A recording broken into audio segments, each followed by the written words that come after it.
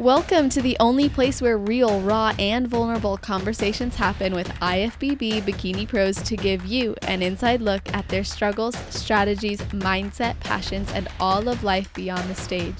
This podcast is made to inspire, motivate, and remind competitors and the average gym goer that even the most extreme lifestyles and elite athletes have their ups and downs. Thank you so much for tuning in today. I'm your host, Celeste Turk, and now it's time for the Confessions of a Bikini Pro podcast.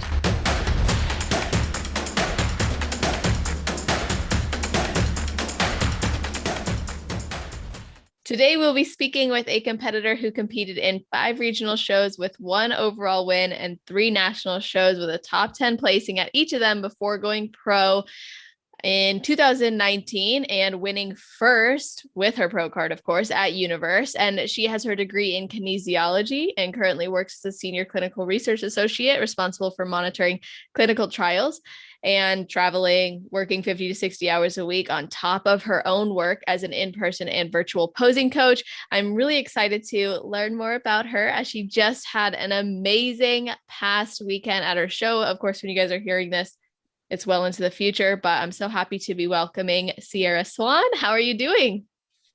Hi, I'm doing great. It's been an amazing experience to be able to place top 5. You always go in wanting to, either win or place that top 5. And when you finally get, at each level, right, you require something a little different. And when you finally reach that level of like you've got that next level physique and it's seen and it's, awarded, it's amazing. It's an amazing feeling. And then at the same time, you're hungrier for more. So I'm feeling really good right now. I'm excited to see how this season goes and everything that comes with it. I'm ready for it. So yeah, I'm really excited to be here and continuing to, fulfill my passion and inspire others, hopefully, in the process. Absolutely, you will. I have no doubt about it. I mean, even just hearing you say that, it's awesome. I can tell that energy is there. You're feeling good. You're committed to getting even better. And I always love to ask if there is something you do or maybe a ritual you have right before your heel hits the stage. Yeah, so I'm backstage. I'm very much to myself in this sense, especially at prejudging, not because I don't, like the girls backstage or I think I'm better. It's me. I just reflect. I really like to take that time to reflect and, talk to myself like, Sierra, like, look at what you've done. Like, how amazing is it that you're able to do what you do? Some people are physically unable, and I'm very fortunate to be able to do what I do, in all aspects. So I take that time to reflect. I just, I stay by myself. I usually like kind of try to find a corner for a minute or like, a space that's a little bit separated where I can just be in my own head, and just think all these positive things that I've been through and overcame, through the process of getting to this stage. And to me, that gives me that positive energy and vibe for when I get on stage, like, here it is, show everything that you conquered, you went through all the good, the bad, the ugly, and just show it. And instead of looking at like, I could have been better, I'm always like, look at what I did do though.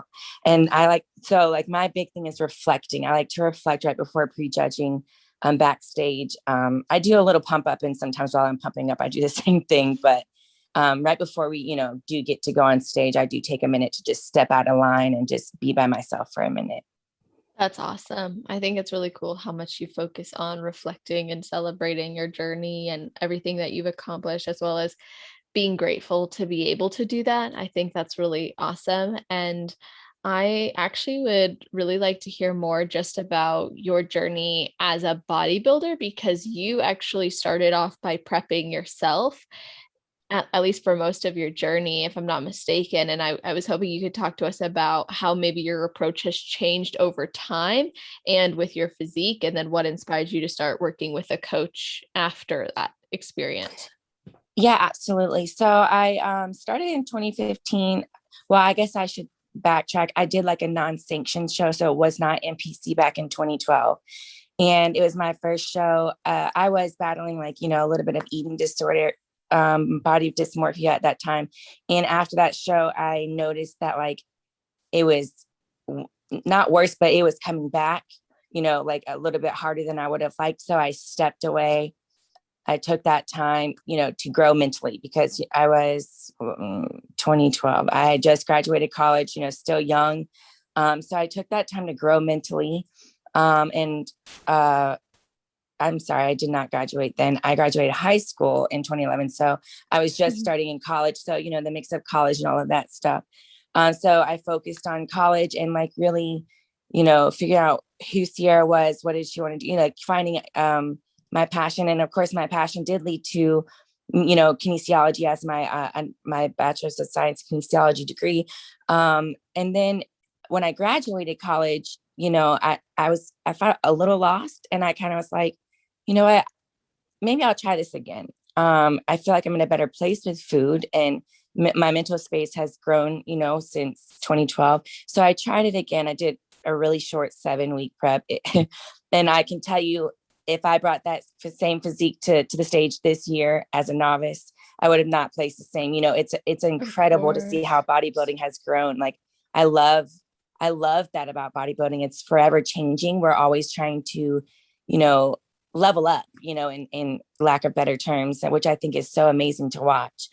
And then, so I did 2015, and actually what I think was cool about 2015 was I met a group of girls that had similar interests, which wasn't normal because bodybuilding wasn't huge really back then, especially not in North Carolina where I am from.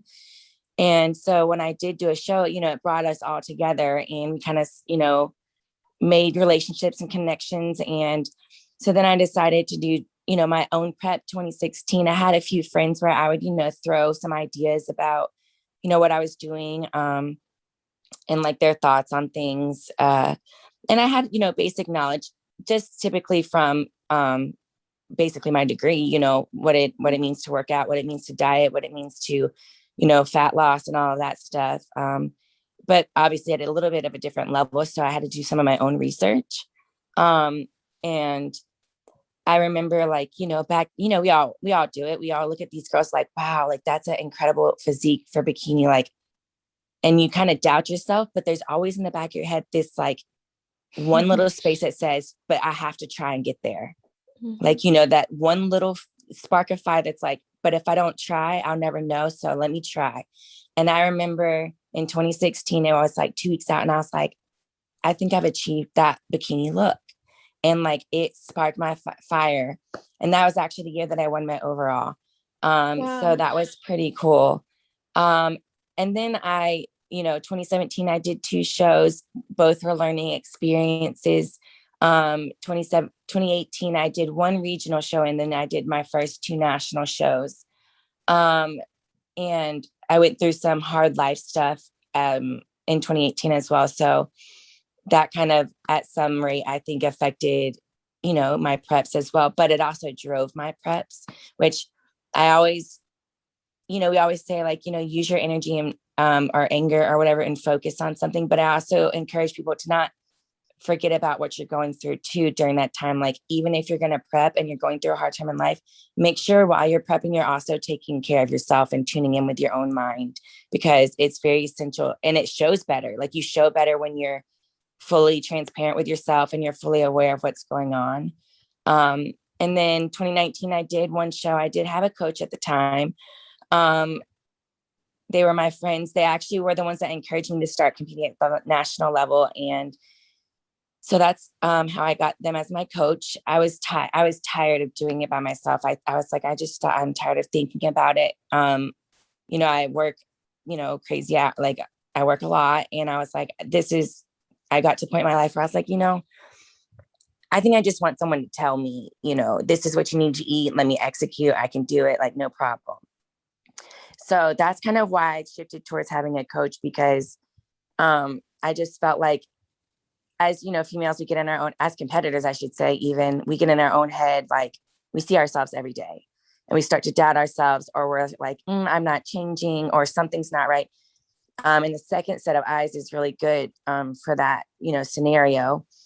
So they they were my coach then. And then we all went through 2020 with the quarantine, which was tough. And I have a different coach now, who I'm good friends with as well. Ben Quill. He is a IFBB Men's Physique Pro for Team Pro Ops. And we've worked together for quite a while now. And because we're like good friends, we he knows my body really well. He's seen like what works and what doesn't. And so we've actually, I think, made a really great team to get this physique, at that next level that we need for the pro league.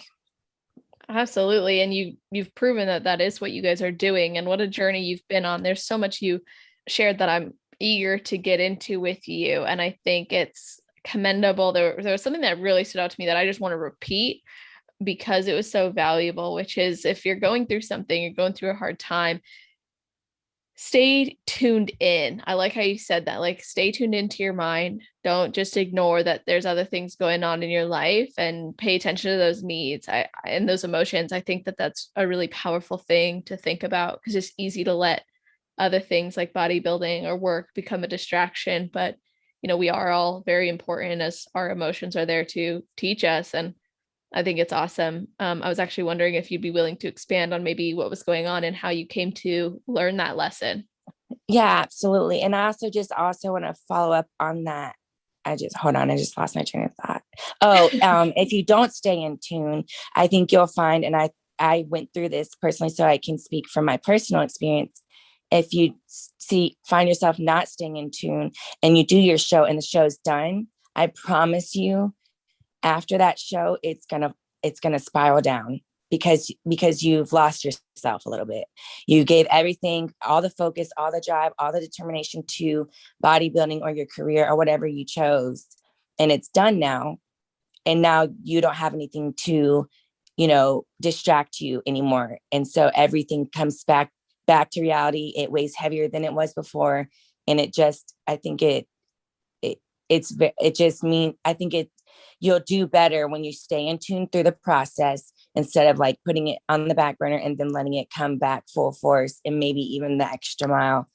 But so in 2018, January 2018, I actually had walked away from an engagement, which was tough, because,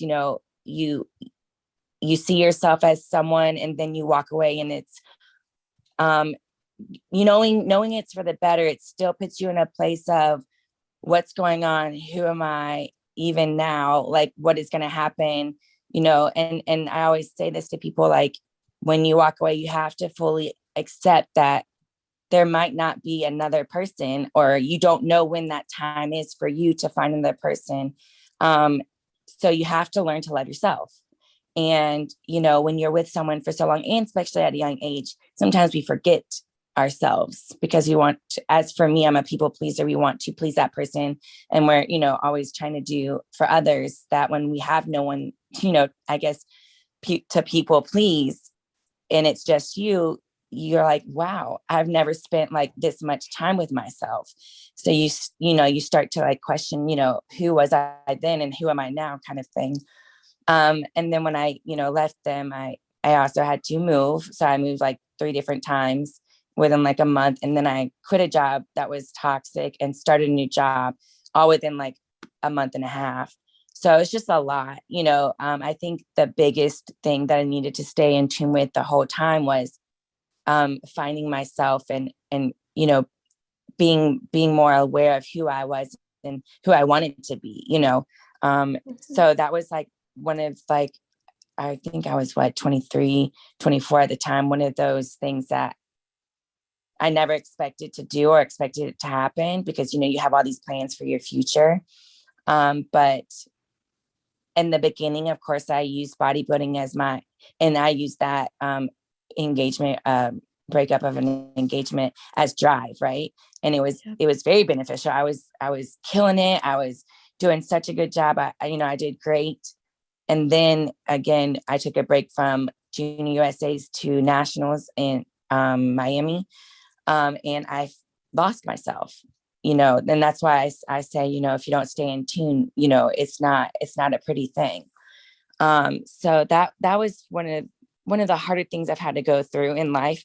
Mhm. But I think it's been very, very beneficial for my journey. I think it's made me who I am today. And I don't think I would change any of it. You know, it's brought a lot of lessons, a lot of eye-opening experiences, and a lot of self-love. Like it taught me, you know, to love who you are, to like really value who you are, you know, and change is not bad. You know, if you want to change something about yourself, that's okay. Like, you know, you're in full control because you have to put yourself first.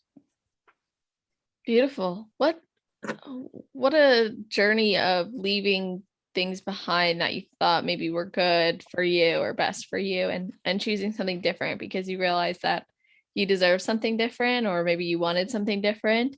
Not just in reference to the relationship, but you also mentioned leaving a toxic working environment. And was there something in particular that struck you, like where you're like, I have to make these changes? Or was this over time building within you that you knew eventually you would decide to leave the relationship and your work? I will say it probably, you know, how we always say, um, maybe our head knows, but our heart needs to join the party too. So I think I was in a space where I was thinking about it for a few months, like thinking about, actually, I'll say I was thinking about how it would affect others. Again, not putting myself first. How would this affect others if I do this? Like, how can I make it best for others if I do this? You know, always thinking about like those situations. And then I remember laying down in bed one night and just being like, I mean, this not the greatest thing to say, but I laid in bed one night. I said, I can get divorced in 5 years if I want. And then I said, no. So that's not fair on anybody's part. So it's not fair on my part. It's not fair on that person's part. You know, I said, and this is when we got to walk away. And during that time frame where like uh, you know, the relationship was in a rut, I guess. I started to notice that other areas of my life, you know, because the relationship was in a rut, I didn't realize how much my, you know, my work environment was impacting me. So, and then when when I came to the realization, like, this is what I need to make a move, I realized that I think my whole life needs to make a change because I'm not happy in any area. So I said, okay, I'm going to make this move, and then I'm not going to press it, but I'm going to casually, look for new jobs and just see what happens, because, walking away from an engagement is a heavy thing to do. So it's hard to have that extra energy or that extra mental space to, I guess, pursue your career. But I know I needed to do it for myself. So I was looking casually, and I said, if this is a best fit for me, they're going to choose me. And then that's my sign. And so I applied for a job. Literally, I think a week after I left the engagement, I had an interview, and that evening they called me and gave me the position. And I actually just left that company. So it's been 3 or 4 years with that company. Love the company. Maybe one day I'll go back. That's my hope. But at this time in my life, I need something different. So, but yeah, I think that, like you asked, was it over a period of time? I think it was a period of time that my head was starting to think things like, maybe like, why are these things happening? Or how can I fix it? Or how can I do this? And then I think at one moment in time, my heart and my mind were aligned and said, things got to change for me. Things got to change for me.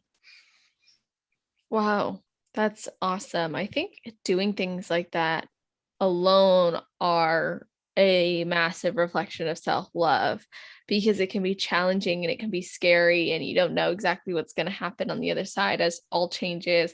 But making that decision for yourself is a display that you recognize you deserve more, or maybe different. And I think it's really cool that you did that. And you said something earlier. You said, if you don't pay attention to how you're feeling, you could end up feeling even more lost. The problem's going to feel heavier, which is so true. Unfortunately, you can't run from your problems, because they're there to teach us something. Like I said earlier, this is very important. And I was curious if any of this influenced your post-show experience in 2018, and maybe what was going on post show for you then, and how you now approach post show, if there is a difference? Yeah, absolutely. So post show, Junior USA, that's May. Yeah, end of May, I believe. I maybe I'm incorrect, but it's sometime in May. Was good. Was good. It was. I took a vacation. Actually, I already had my honeymoon booked, so I just went anyways by myself and had a good time. Just relax and let myself, decompress and then actually post show, or I guess that prep was rough. Like that that prep for nationals, it was a little more rough because I think that's when I realized I wasn't being in tune with myself the whole time. And I was really, driving all of that anger or emotion straight into the gym, straight into my diet, straight into my cardio, rather than sitting with myself and actually thinking of like, what is it that Sierra needs? What is it that Sierra wants? And where does she want to go? And where is she at now? And how do we get there? So that prep was tough. I will say that if I had not already paid for the show and had or booked with my girls and all this stuff, I probably would have not done Miami Nationals. I mean, to be honest with you, I was 10 pounds heavier on stage from Junior USA's to Miami Nationals. That's how much it affected my body. Wow. And then post show nationals was when it was dark. It was a very dark place for me. I felt very alone. I felt very lost. But now my post show experience, especially after my first two pro shows, I've approached it with very, very open eyes and an open mind of, okay, we've done our shows, seasons, like kind of, it was in December is my last show. So it's in a close. What do we want to do in this time frame? So you kind of put like, when do you want to start prep? When is a good idea to start prep for your next show? But in that time frame, what does Sierra need during that time? Because of course, we're hard workers. Bodybuilders are always hard workers. We always find a way to make it work. If I needed improvements, I was going to get it done. But you have a little more time. You're not doing as much cardio. You're not, you don't need to, be so particular, I guess I should say, that you give that time back to yourself in a different area. So I approach it in that sense. Where does Sierra, where am I lacking, or where does Sierra need more of, herself, or what more does she need from, the world? And so I approach it that way. And to be honest with you, this past off season was one of the best off seasons I've ever had. It wasn't long, but it was enough for me, and it was good for me to be refreshed, to feel, in a better mental space and a better, headspace in all areas, like, career wise, family wise, and I guess you could also say for bodybuilding in itself. But I felt like I was more in tune with myself, on how I was gonna approach my off season, even during prep. And even during prep, I was more in tune with myself and what I needed and what I need to be more aware of during those times. That's awesome. Like, not just improvement season for bodybuilding, but improvement season for every area of life, and taking the opportunity to use that extra time to put energy into other places. And I think you said you'd felt alone after your 2018 season came to an end and a bit lost. And since then, it seems that you've been able to really build up a support system through competing and through, I'm assuming, other aspects of life too, potentially, that has helped you now through some of those tough and rewarding times. How did you do that? Because going from feeling lost and alone can sometimes make it scary or difficult to then branch out and connect with people. So what did you do to find comfort in that? Absolutely. During that time, I do believe in letting yourself sit in that time, but I don't believe staying in that time period. I think, like you said, every problem is meant to teach us something. And I think that we need to be by ourselves, be with ourselves, be present with ourselves during that time to figure out what is it? What is that problem? And what is the solution to that problem? Or, what is the plan to resolve this issue? So for a few months, I really did isolate a little bit, for lack of better terms, I guess. Not so much like blow people off, but like I didn't reach out as much, or I would reach out less to people to see how they were doing. It was a little bit more quiet, and didn't speak. Like I never said I'm going through a hard time, just because as most bodybuilders are, we're pretty stubborn. And I'm an independent, so I did allow myself to sit in that time. And then I said, okay, it's time to move forward. It's time to take the steps necessary for yourself to feel that, passion and energy that you want, because you deserve it. And the only way to do it is to get uncomfortable, go to a different gym and say hi to someone. Or if someone says hi to me while I'm training, give them that 5 minutes of time rather than like, I'm busy.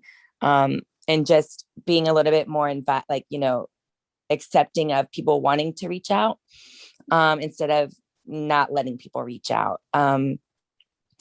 So I did that. I took steps on like making friends. I would reach out to people.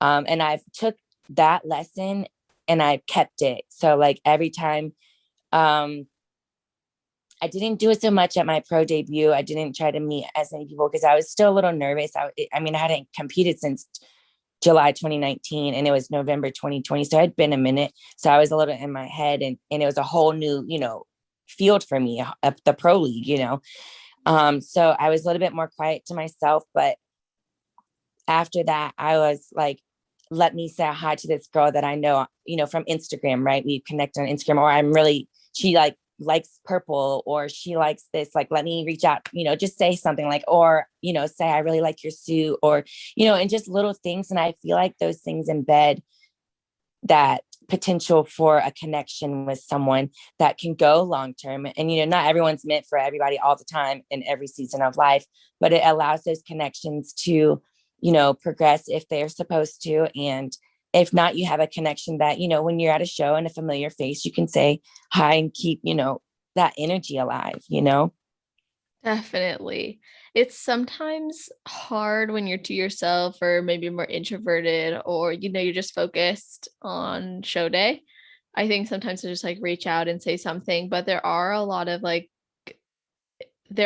similarities among us that we can actually utilize to foster those connections. And I think it's really awesome that you've been able to do that for yourself. And I absolutely love how you said, at the gym, it's not always just, head down, don't bother me. It's okay, if someone wants to say hi and talk to you a Yeah. little bit, like being open to that is a really beautiful thing. And obviously there's a difference between having your time stolen and engaging with someone. So I think it's cool that you said that you do that. And is there anything, because you did say you continued this mindset, you continued this lesson moving forward. Is there anything else that you learned in sitting with your emotions and learning to love yourself that you now apply to your day-to-day life? It's okay to ask for help. I'm a very independent, do it yourself, figure it out yourself. We're going to get it done no matter what it takes kind of person. And obviously with age and, with, different events in your life, you have to accept that it's okay. It's not that you're lesser than because you asked for help. It's not that you're not capable. It's that it makes it easier. It actually might even teach you more about yourself when you reach out to someone, because they might see something in you that you didn't recognize, or your eyes weren't open to, or, whatever the case may be. Someone else might have they see you from the outside, they see you, how you, maneuver and how you carry yourself and all of that stuff, where they can say, hey, I see this in you, and I'm not normally, and I'm not seeing it now, like, what's up? And can almost, I guess, bring you to your own attention, like, oh, maybe I'm lacking, being true to myself, and, something must be going on in my head I'm not recognizing, because I'm so fast paced. I'm like, my life is very fast paced. So sometimes I'm so on the go, I don't recognize when I'm failing myself or I'm not giving myself enough of, me, I guess. So I do take that lesson too, like and it's still hard. It's still very hard for me to say, hey, I'm struggling right now. Like, I don't need a pat on the back or sympathy. I just need you to know that I'm struggling. And that just gives them enough awareness to, say, I'm gonna check in with her, see how she's doing, or what can I do to, support this time in her life, or, it's okay to ask for help. Absolutely. I love that so much, especially because I'm studying to be a counselor and I help a lot of girls with their relationship with food and their body and their goals. And one thing that I've noticed is, especially with competitors, is it can be so difficult to say, I need support, I need help, I need to change this behavior, change this attitude, this mindset, because of this preconceived belief or definition of identity that comes with being a competitor, being strong, being smart, being whatever it might be, having your stuff together. That's perfectionist mentality, Absolutely. Absolutely. So I hear then, it so much. yes, all the time, right? And then people feel like, oh, well, I can't reach out because I'm supposed to be perfect. Because we have this, and I'll say social media has done a lot of this, that like no one messes up on their diet. Everyone gets all their cardio minutes in. And I'm like, and no one's tired and everyone's so driven. And I'm like, absolutely wrong. Absolutely wrong. We are humans through and through. Exactly. Man, it's so nice to hear you say that, because honestly, you probably know this, but this is like a big reason why I do this podcast, is keep it real with people. Like, yes, there's going to be times where it's easier than others, if you want to use that word, or maybe more, For sure. You're more driven or you're more motivated, or things come smoother the more time you Everything's have. clicking, Yes, Yeah. exactly. But it doesn't mean that there's no bad days. It just means that you face them a little differently. And because you've learned to reach out for help too and build your support system, I think it can make it easier to then face those things. And a lot of people will say, like, oh, well, bodybuilding is for people who are selfish or insecure or vain. But you've proven that bodybuilding has actually positively impacted your life and relationships and mindset. And I wanted to go back to something you said at the very, very beginning of this episode, which was that you had struggled with disordered eating in the past. And when you did your very first unsanctioned show in 2012, it had brought up some of those things again. And when you were in, I want to say maybe it was high school, your parents had you do like a PowerPoint on eating disorders. And this was something that you had struggled with for a while. So what was going on? Maybe how did that PowerPoint or your parents' support influence you? And then how has that changed over time? So it was actually middle school. I growing up, we always had to make our own lunches, and like, so I could get away with not bringing lunch. But then obviously someone told on me, like, Sierra never eats lunch. And so they told my teacher told my parents. So my parents were concerned. And I think, growing up in our generation, we've seen a lot of media, and how media influences our mind is huge.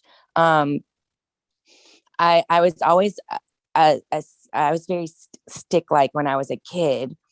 And the most bizarre, I don't know how the mind works this way, but I always looked at girls that had like muscle, like that were athletic looking. And I was like, I want to be like her, but I didn't know how to do it. So all I knew was like, don't eat food because that's what gets you fat. Right. Mm-hmm. And so I'll be honest with you, bodybuilding has saved me from my eating disorder. And I know we don't hear that as often.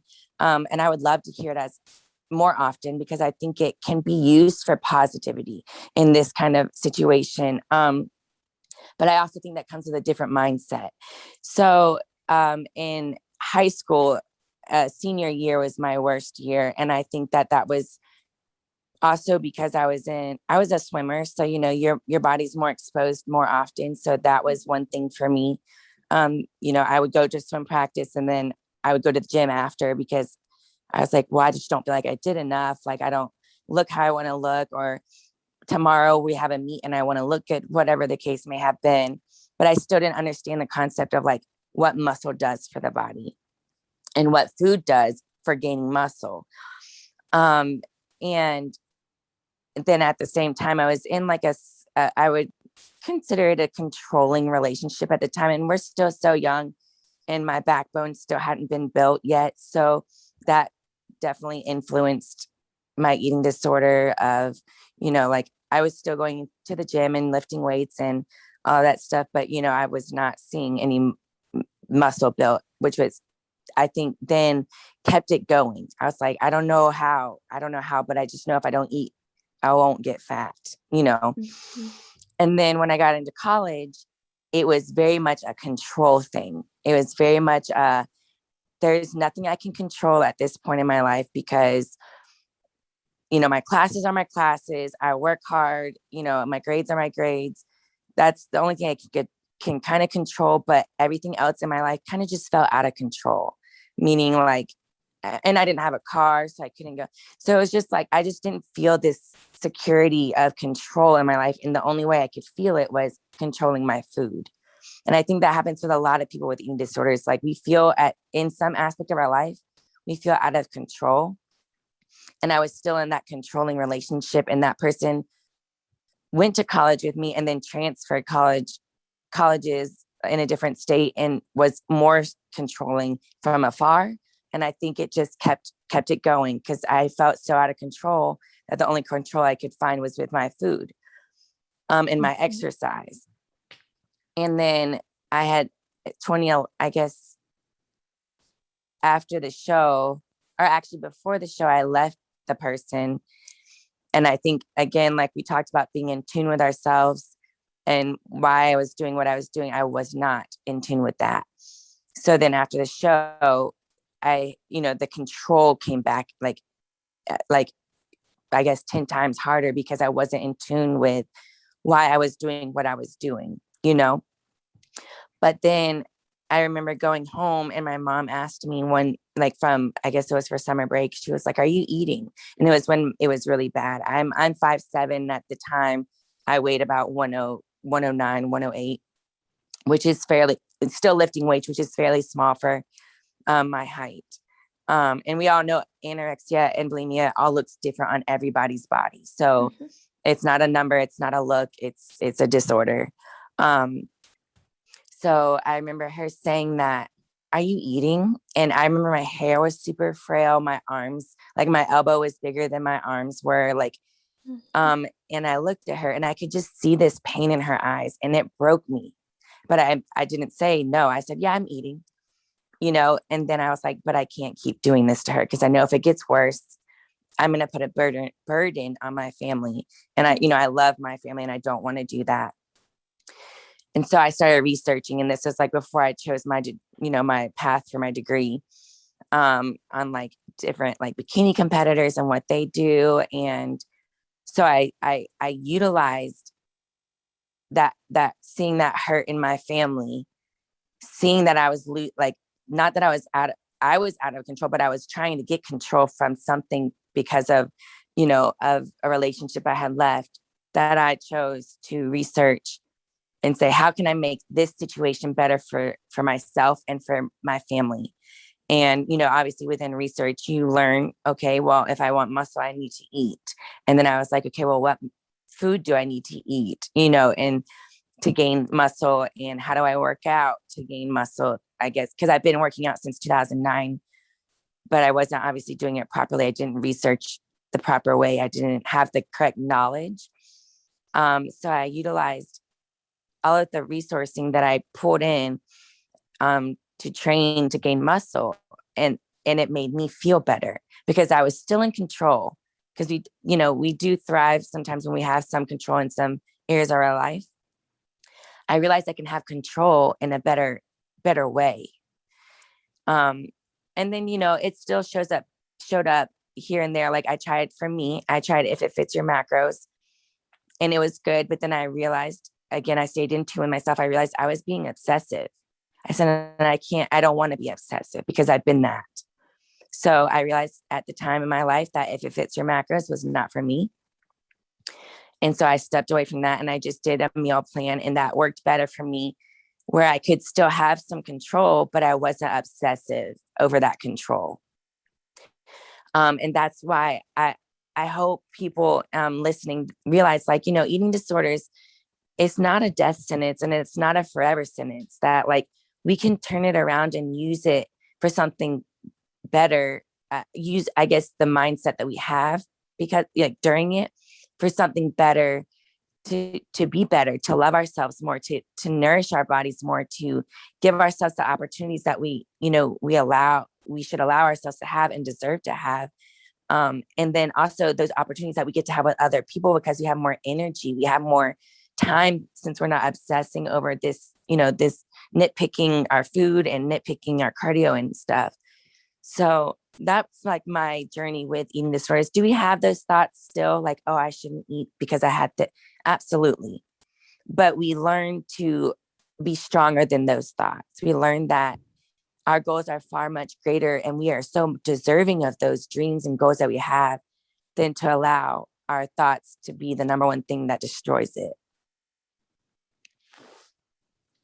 There was so much shared there. That was absolutely awesome and well said. Like I'm just happy to hear you saying it, honestly. I think a lot of listeners know, like, I'm a huge advocate for eating disorders, food relationship, body image.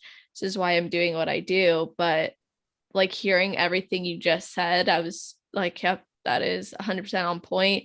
I can relate. I know there's a lot of people out there who can relate. And what I really like what you said is, it's not a death sentence. It's not a forever thing. You can learn how to overcome it. You can learn how to face those thoughts when they come up. And the best part is it's so freeing. Like the other day, me and my boyfriend, like, we've never had tres leches cake. I really want to try this tres leches cake. And for months, we want to try it. Anyway, we just like saw it was finally available at the grocery store. We got it and we ate it. And I was like, whoa, I remember there was a time where I would have never been able to do that. Like, I wouldn't have been able to enjoy that moment, enjoy that experience, and have that memory, because that right there, Mm-hmm. that right there. I love that you said that.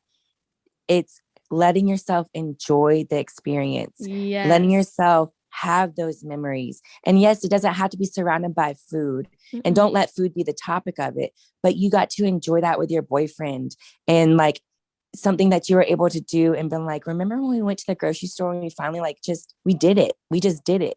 And we enjoyed that time together. You know, that's the one thing that I think out of the whole eating disorder, I lost experiences. I lost memories with people. And because you feel alone, you feel like you have to be alone. I like that you said that. I really do. Thank you. Yeah, I think we can relate to each other, you know, because it's something that you experienced, something I've experienced. And I've, you know, like I said, I've helped a lot of girls who've experienced this kind of stuff. And there's a lot more serious cases, and there's red flags that I think, right. You know, I don't believe competing necessarily will cause issues for everyone. Can it exacerbate them? Absolutely. Can it bring it up? Yes. And you had said, you know, when you were a swimmer, that is more physique oriented. You are, you know, your body is showing more. There's also then, this is something that I learned in putting together like an eating disorder group proposal. We had to research how athletes develop this compared to non-athletes. And what was interesting is like the athletes who have physique driven sports, gymnastics, swimming, running, even anything where size can be correlated to performance, girls tended to fall into disordered eating habits. And I thought, wow, how sad is it that because we perpetuate, not just through media and promotion and acknowledgement, this body shape and size as being also performance, like how runners are advertised, let's say, right? Absolutely. People then think, well, that's the only way you could be a good runner. And, or, you know, for wrestling, you got to weigh in, you get this weigh in, or you're doing beach volleyball and your coach says, oh, you can't wear this uniform, however it might be. It creates this fixation. And in bodybuilding, I think if we can take a step back and focus on a protective factor, which is performance, and how food enables you to build muscle, enables you to perform well, to sleep better, to function at a higher level, to show up for your family, to show up in your life. Now we take away that layer of risk that previously existed. So I just I appreciate you sharing your story so much because it will resonate a lot. I know there's probably so many girls who come from a similar background as you and are maybe not where you are yet or where I am yet and want to be there. And to hear you say it's possible, that's empowering, you know. So you guys listening, like, it is possible. You can get through it. And like she said earlier, it's okay to ask for help. You know, this is important. And again, reiterating what you said, you deserve that. You deserve that more than you deserve the disordered behavior. Absolutely. Absolutely. The life is way too beautiful to miss out on opportunities and memories. If I could go back and tell little Sierra how much she could experience and enjoy, and all those times that it was a fight with the family because I needed to go do this or I couldn't eat that, I would hug her so tight. I would hug her so tight and say, it's going to be okay. Like it's a time in your life, but let it teach you who you are and why you're that way, and use it for, for positive things. Our drive, is a huge thing. We have drive, and you use that drive in other aspects of your life. If you want to open a business, use that drive there. If you want to do a show, use that drive there. If you want to, if you want to make a certain amount of money at your job, use that drive there. Use those characteristics that enabled that eating disorder to be so present and so strong. I know it comes also with psychological things, but that there's characteristics tied to it. Use those for like things that are so beautiful and so positive and good for your life. Amen. That's it. I agree. Beautiful advice. And again, just resonates a lot. And you guys, please, if you're listening and this story resonates with you or anything Sierra said, inspired you, let her know, reach out to us, tell us what's going on. Oh yeah, absolutely. Yeah. And I'm going to let you guys know too, like if you are looking for support with your relationship with food and you're worried it's going to ruin your results as a competitor or as an athlete, I totally understand that. That seems to be a fear a lot of girls have. I'm going to shamelessly plug my free food relationship program. And I say shamelessly because I actually know how helpful it is. So you guys can get that at celestial.fit/food series. Please check it out. Okay. Like if you need the support, go through it, just see if it makes a difference. But Sierra, I want to change subjects a little bit and just talk to you about your journey now as a pro. And also you do a lot of work. You just said, you have a career as well that you're balancing on top of the success that you're creating in bodybuilding. So when you earned your pro card, you had taken 1.5 years off before your pro debut, and that was in November 2020. So what was the feedback you were working off of that inspired that 1.5 years off? And then how did that influence maybe how your pro debut went? Be completely honest with you, it was not planned to take 1.5 years off. Due to COVID, that's the main thing. I was in North Carolina at the time. I now live in Georgia, so I moved in August. But in North Carolina, everything was shut down. Every gym was shut down, like everything. I was, we were all optimistic at the beginning. I got some weights for the house. I tried everything, but it's, my body's so used to weights, like real weights, time under tension. Yes, we can get good workouts with, whatever we have at home and, be active for sure. Like, still give our body that, what's the word I want to use? That physical activity that it needs and it deserves every day. But, when I was prepping for a show, I started prepping in February for a show. My feedback was just literally like everything. They didn't say much negative, just I'll work a little bit on my front pose, which I did. And then I did get told for the first time ever to bring my legs up. So that was news to me. So I did work a little bit on my quads because they do grow pretty well. And then my glutes always will be something I work on. And then a little bit more shoulders. Going into my pro debut, I wasn't as confident. I'll be honest with you. 1.5 years off is a lot for me. So it was a little bit harder because I thrive better when I'm in the run of things. When I've gone to a show or two, I feel more confident. And I think that mindset also changed too from when I was doing regional shows to when I was doing national shows. I think like it was and now to the pro league, I think I've developed this mindset. Like I feel better. I feel more time on stage. I feel like I can present better. I find little things that I can change through each show. But so I just worked, and then I feel like my because we weren't, again, being able to lift the way we were, my metabolism, I was like, oh, I shouldn't eat as much, because food in, food out, calories burn, not food in, food out, calories in, calories out kind of situation. And I think it kind of damaged my metabolism a little bit, because I felt I'm sure we all felt a little lost on what we were supposed to do. Because first, I've been lifting since 2009 in a gym. Like it's been a part of my life for over 10 years.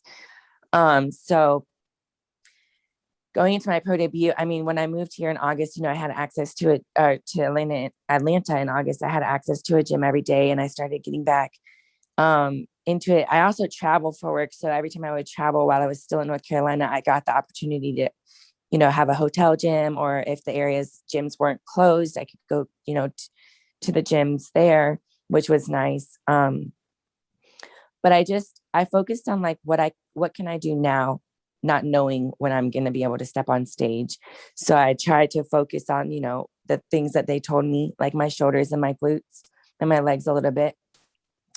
And then going into my pro debut, I was just going in hoping, to show my best and just kind of see where I fell in the pro league.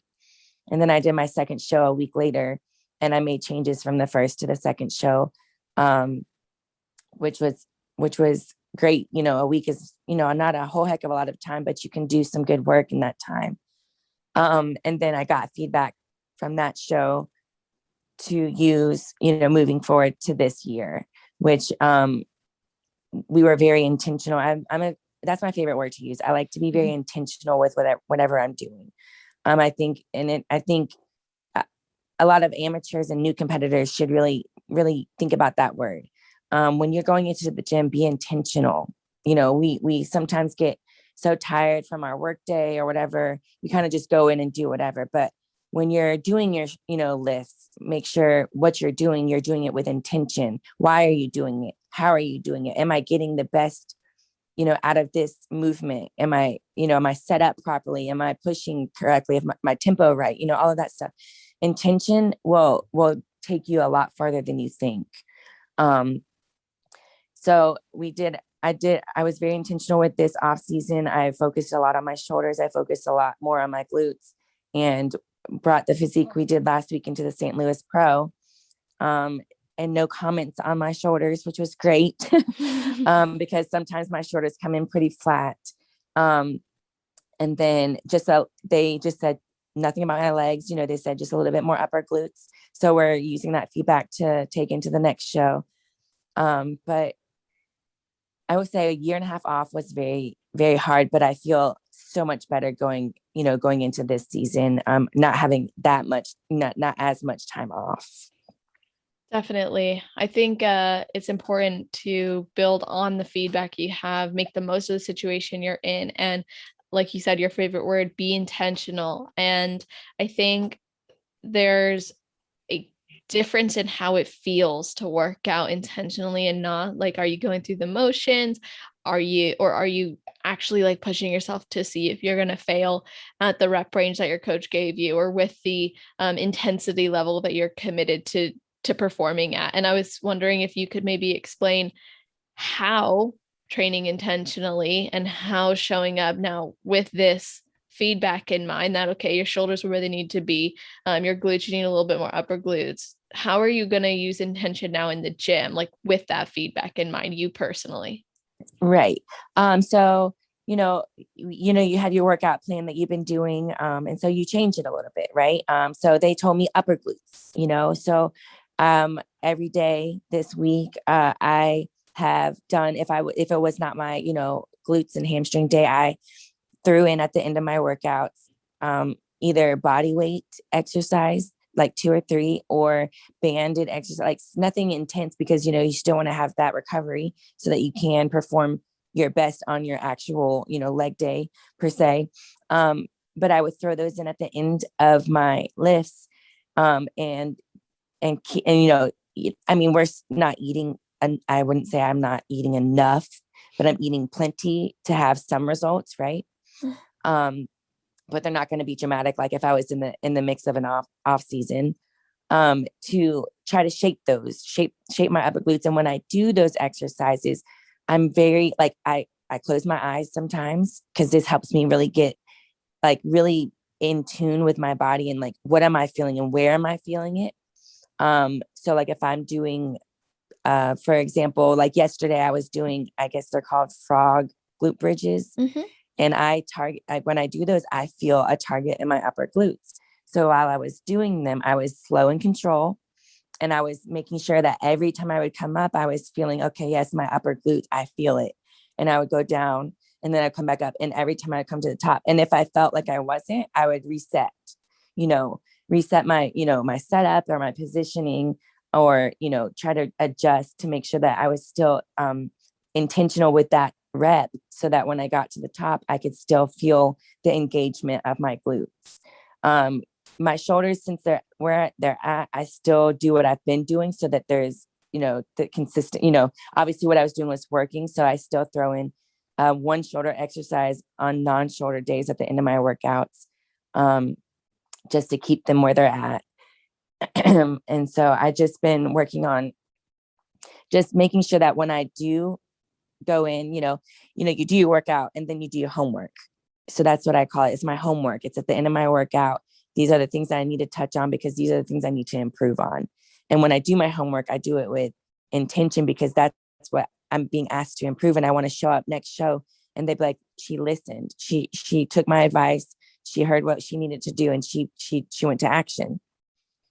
I think that's a really cool way of putting it, like doing your homework. I think that's actually really awesome. And if we could focus on that feedback every day, like you said, and then be intentional when doing each lift regarding that feedback, it's going to make a difference as it has for you over the years. And you had just had this top 5 finish, the St. Louis Pro. You're now working to improve for your next show.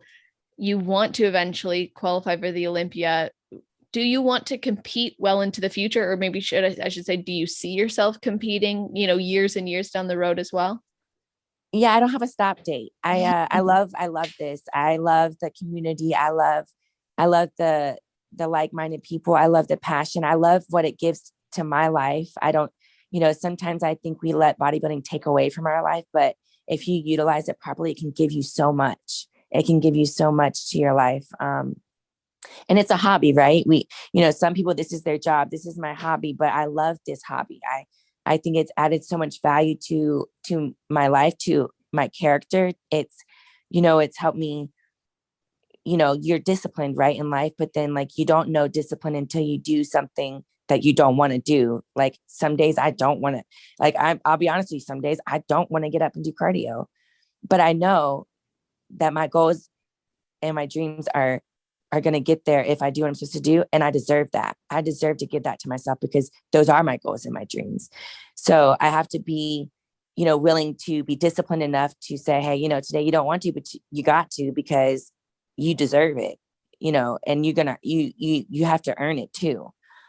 So I don't really have a stop date, per se. I'm just going to do it as long as my body allows me to. And I see that I continue to grow with the sport, because as we talked about before, bodybuilding is forever changing and growing. And I think it's very essential that you also are changing and growing with the sport. I think that's awesome. I am resonating so much with you, Sierra.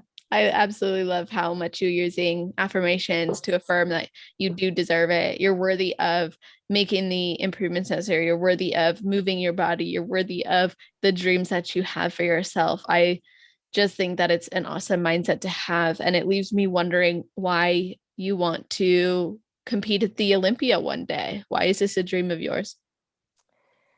That's a great question. And I don't ever think I've thought really into it that much. I think that,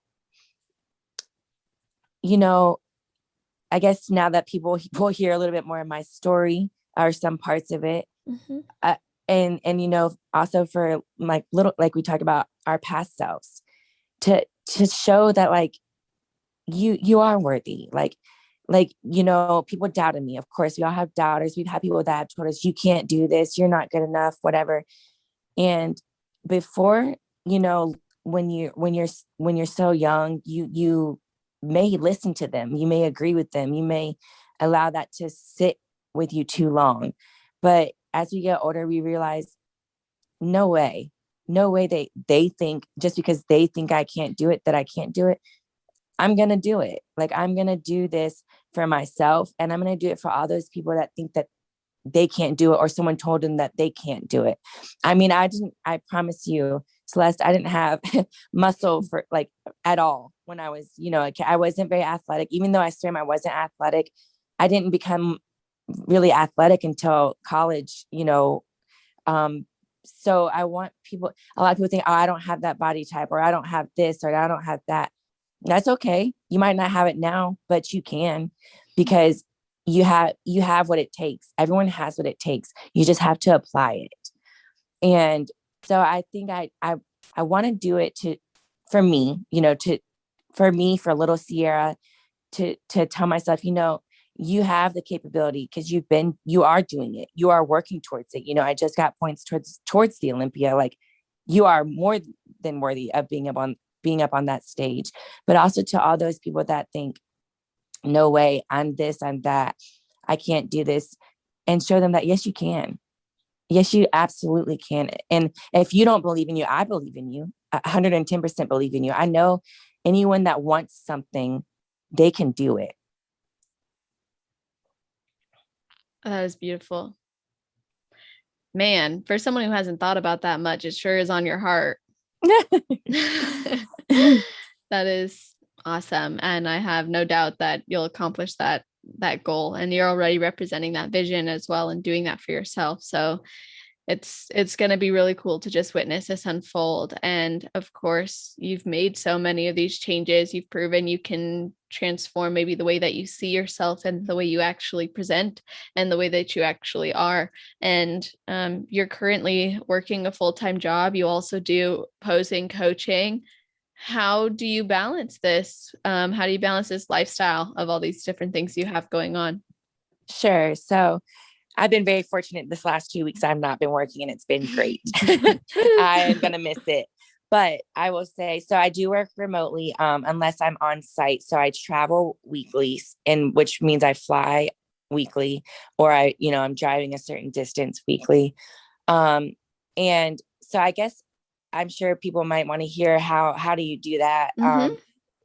So how I like to set up, like when I know my travel for the week, I like to set up what my meals are going to look like. And so I normally check in on a Saturday and Tuesdays when I'm in off season, or like in prep. And then towards the end of prep, it's every day. Just so if food needs to be changed, like the last 3 weeks or whatnot. But when I know, what I'm, the foods that I'm going to eat and the meals I'm going to eat, I typically pack my food. Okay. So it kind of does suck going through TSA. I have TSA pre-check, and it still sometimes sucks. They ask me, like, sometimes I ask them what's the best way I can do this. Like, they'll be like, take your food out. And then I get yelled at for taking my food out. So you just have to you kind of have to just suck that part up. But I do Ziploc bags. And then for everything that I'm not eating the day of travel. So I weigh everything out in my Ziploc bags. And I freeze them. And so I put them in the freezer. I pack my food that I'm going to eat that day in my containers for the travel day. And then I use the food that I froze as, ice packs, because if the ice pack thaws too much, then TSA will take it or whatnot. And sometimes if you're on a site that doesn't have a freezer, I can't freeze it before I go back home. But I weigh everything out. And then sometimes if I'm like a little bit more lenient in that like off season or whatnot, and I'm not feeling traveling with food, you can get pre-made chicken in, the freezer section, that the macros, it's just chicken, it's just cooked chicken. You can do it there's little hacks of like how you can do it. But I do, like, if I'm like in prep and like I'm, like we're strict, we're trying to, we have a goal to achieve. I weigh everything out. And then when it comes to like, if I take my greens or stuff like that, I put them in Ziploc bags, label them. And it's pretty simple that way. Obviously I bring water, but you got to make sure it's empty before you go through. And I bring a scale. I bring a scale just in case things go bad during travel, because, you know, you never know what can happen. You could get stuck at an airport for too long. You could have, you know, issues in that regard. So I do bring a scale just in case I do need to go get food because mine went bad or whatever the case may be. On top of that, when I am booking my hotel, I will choose selective, you know, I'm selective on how I choose my hotel. I'm make sure there's a refrigerator. If I'm able to, sometimes I'll check to see if there's a kitchenette kind of deal that I can get just in case I want to cook anything like that. I have like this omelet maker that I can put in the microwave. So for my egg whites in the morning, I bring that with me. And then I use like one of the containers for my travel day. I wash it out and put my oatmeal in it. Like just little things. So like you're not taking everything with you, but you have what you need to get, you know, through the work travel. And typically when I'm gone at least 3 days, sometimes 4 during the week. And then from that, and then obviously I have gym membership like Planet Fitness and LA Fitness, where I can go to anyone when I'm in a different state. So that just helps me know that I have access whenever I go somewhere else. So that's with my job. And then I take my food on site, you know, leave the rest in the hotel. It's, do I love to eat frozen, thawed out rice or any of that? No, it's not. It doesn't taste as good. We all know this, but we all, again, we owe it to ourselves to get to our goals. And how do we do that is by sticking to the plan to the best of our ability. And so that's how I do like my food setup for when I travel. And then I just put them in, I really just put it in two grocery bags because it's easy to pull out, and put it in my backpack that has like my laptop and stuff in it. And so I just carry it on.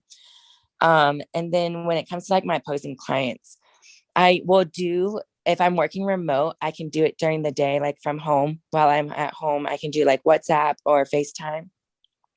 That way, you know, if they're like, you know, they're stay-at-home moms or they're not working because of quarantine or whatever the case, they can, or they, you know, have lunch break or they want to do it during that time so they can work out after work.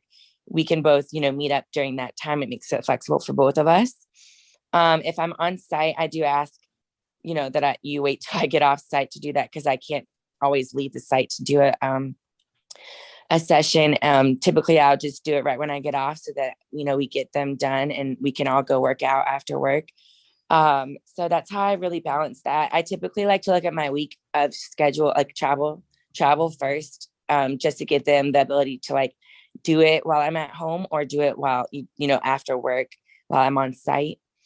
And they can choose, you know, what works best for their schedule.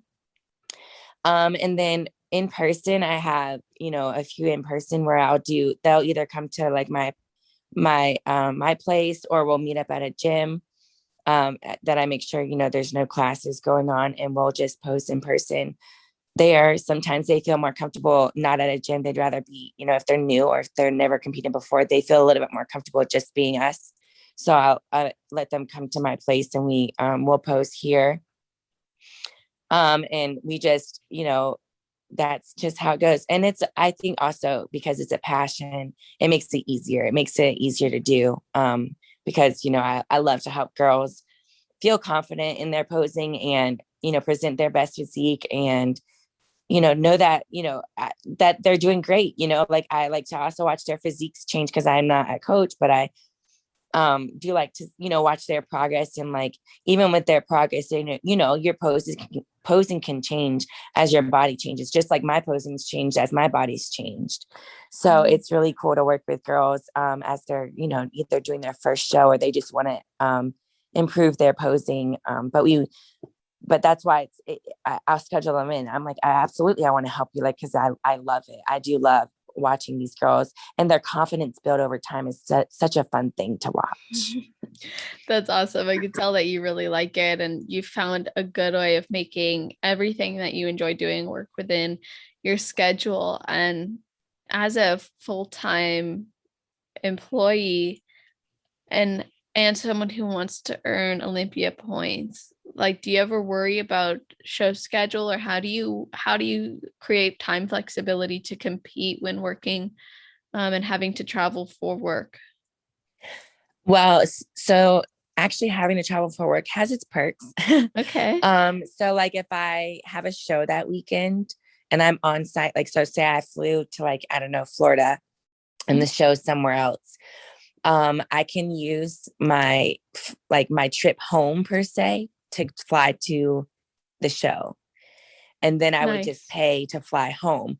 Um, I do try very hard to not work Fridays if it's a show week, meaning like not work on site. So I'll still work. I just won't work. I don't want to be honest. I don't want to be at a site visit on a Friday. Obviously because check-ins and all of that stuff. So if I have a show coming up, I won't schedule a site visit. And typically doctors and study coordinators, they don't want to work on Friday with a CRA. They just want to do their job and they want to be done. They don't want to do all the extra stuff while you're on site. So it works out pretty well. In that case, I would work on a Monday, which I don't typically like to do because then I fly on Sundays, but that's a sacrifice that I make because I want to compete. So that has its perks. And then obviously I, build up flyer miles and rental cars and all of that stuff. So I actually benefit in that regard. Well, I say that it's not tiring. No, it is very, very tiring at some points. Traveling is fun. It is very fun. But when you do it weekly, it does take a toll on you, your body, your mind, your sleep, everything. Your routine is a little out of whack. It's not your bed anymore. It's a hotel bed. There's no fan if you like to sleep with fans. And I am definitely one of those. So that makes it a little bit challenging, but I have flexibility. I will say this position I do love because there is flexibility in it. In a sense, I have metrics I have to meet, depending on how many days on site a month. And then I can schedule basically my own schedule, obviously within the realms of when the doctors can see me as well. But it does make it, there's perks to it. I try to look at the perks, like it does actually benefit me with bodybuilding in a sense. Like I do get to utilize that trip home to go to a show or, in that regards, like I think I try to look at it that way rather than like, I'm tired, I'm like, no, I get to utilize, the benefits of flying so much that I can just fly in and then I'll just pay for the one out or whatever the case may be. That's awesome. How did you get into that work? Clinical research. Yeah. Well, actually my mom is in it and I actually used to be a personal trainer. Clearly what my degree is in. And I remember like, I wanted to help people so much more than they wanted to help themselves that it actually it bothered me more than it probably bothered them. Because I know they want results and I'm a people pleaser and I can't hold their hand, 24 hours a day. And I was like, I need to do something different. Like I don't feel like I'm benefiting enough people. And clinical research, my mom just mentioned it. So I started researching again myself, learning about it, learning about the different phases there are, like just getting my knowledge on it. And I just applied for a few positions and I got it, I got one and I just built up from there. And I started at the bottom, so actually we all know starting from the bottom is a great place, whether you want to do it or not, but it gives you the ability to learn the different routes you can go. The different things that you don't want to do, the things you would like to do, you get to kind of see the bigger picture from being at the bottom. Whereas if you start in in the middle, you kind of, you're so focused on that middle part that you don't get to see the bigger picture. So I was, at the bottom. And then as I was at the bottom, I was like, I would really like to be someone that goes, I'm a people person. I would like to interact with the sites. I would like to see it firsthand. I like, to see how things are going, the data and all of that stuff. And so I eventually vouched for myself. I applied for the position and I was able to get it and become a CRA. And now I'm on my journey to grow in this position. That's cool. I like that. And I think it's awesome that you were able to leave behind something you thought you wanted to do and were going to do with personal training, and then decide, no, something else is out there that's going to be more fulfilling for me. And you found ways to grow in that. And you're also balancing that with your posing coaching, which is something you're super passionate about too, and competing, which is awesome. So I want to say thank you for sharing so much of your experience and so much advice just throughout the episode. But I always like to hear from the athletes of maybe your best advice for someone who is an aspiring competitor, and then your best advice for a competitor who's on their road to pro. Absolutely. This is my favorite advice to ever give for an aspiring competitor. And when you're working towards your first, I have two. So when you're working towards your first show, I think it's very vital, and I think it's very important to not talk to too many people in the sense of getting advice. And I only say this because we all get in our heads. And when you have 7 people giving you 7 different perspectives or 7 different ways to do things, you're lost. You're going to get lost, and you're going to freak out, and you're going to, you're not going to know what's right and what's wrong. I think having 1 or 2 solid people, obviously a coach for one would be great if you have a coach, and then one person that you trust and you value, and you value their information, that they have a good, obviously, like maybe a pro or someone that's competed in many shows, or they have experience, that you trust their feedback, or their experience, or their knowledge, or whatever the case may be. Because too many hands in the pot, it can be a disaster. My second, for an aspiring competitor, it is your first show, and you only get one first show. Take it all in and enjoy it. I know we're competitive people, because that's why we do what we do, but your first show, love the process, love the show, and take it all in, because you'll never have another first show. I would say let that super competitive kick in, like super competitiveness, let it kick in after that first show, because I could tell you everything to expect and what's going to happen, but you will never know until you do it yourself. But once you do it yourself, you're like, okay, yes, now I know exactly what I need to do and how I'm going to do it. Let that be when the extreme competitiveness kicks in, because you don't know how you stand next to other girls. You won't know how you stand next to other girls. You won't know how your physique is going to be until you've done your first prep and you've done a show. Love the whole process, experience it, be present in the experience, and just really just take it all in. Because I remember my first show, I did not look that good at it, compared to how I look now at all. But I loved every moment of it. I was so happy the whole week. Like, I enjoyed it. I just took it all in. I was excited to be there. And you could tell I was excited to be there. You could tell I wanted to win. Of course, we all want to win, but I wanted to do it. I just wanted to do the show to know, I just wanted to know where I fell, how I looked, and what I could do better, because the sport is always about fine tuning, right? We want to fine tune. We want to be the best for ourselves and, on the stage. So just really take it all in, and don't get so in your head about, I gotta win, because someone's gonna win, someone's gonna win, and you're gonna win eventually. And everyone's timing is not the same. And so I just always say, just really let it be your first show experience. Don't let it be a drive to win, because it's going to ruin, I think it's going to ruin the experience, because when you don't win, you get upset, and that's not the right mentality. You want to experience it and say, okay, let's go back to the drawing board. I'm ready, Mm-hmm. So journey to pro. I think mine was a little bit different, as I didn't have a coach for my first two national shows. But one thing I always say is, especially with girls that I see their physique, I see their potential, I see them, they're on their way, they are there. I would say, your time's coming.